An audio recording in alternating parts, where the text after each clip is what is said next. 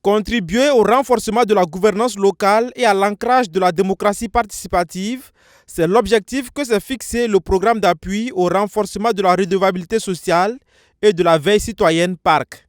Mise en œuvre dans 20 communes du Burkina Faso, la première phase du programme prend fin en septembre prochain.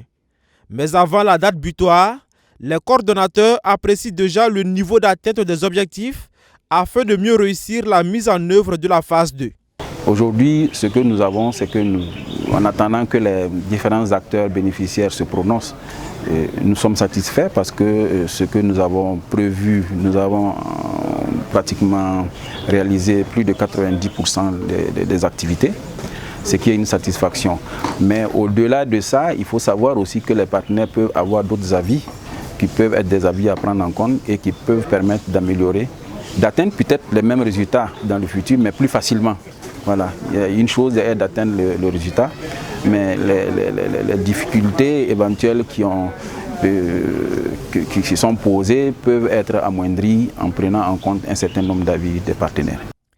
Initié par le Centre d'études et de recherche Action pour le développement économique et social intégré CERADECI, le programme d'appui au renforcement de la redevabilité sociale et de la veille citoyenne a été mis en œuvre grâce au soutien technique et financier du Fonds des Nations Unies pour l'enfance, UNICEF.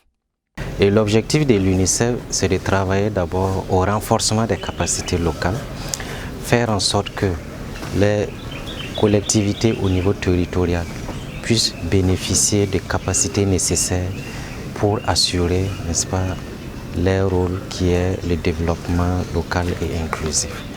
C'est aussi de travailler à faire en sorte que les communautés puissent être des acteurs de développement, qu'elles ne soient pas seulement là à observer les autorités locales, mais qu'elles puissent jouer pleinement leur rôle pour faire en sorte que les questions de développement soient vraiment l'affaire non seulement des autorités, mais aussi des communautés au niveau local. La seconde phase du programme est prévue pour la période d'octobre 2021 à décembre 2022.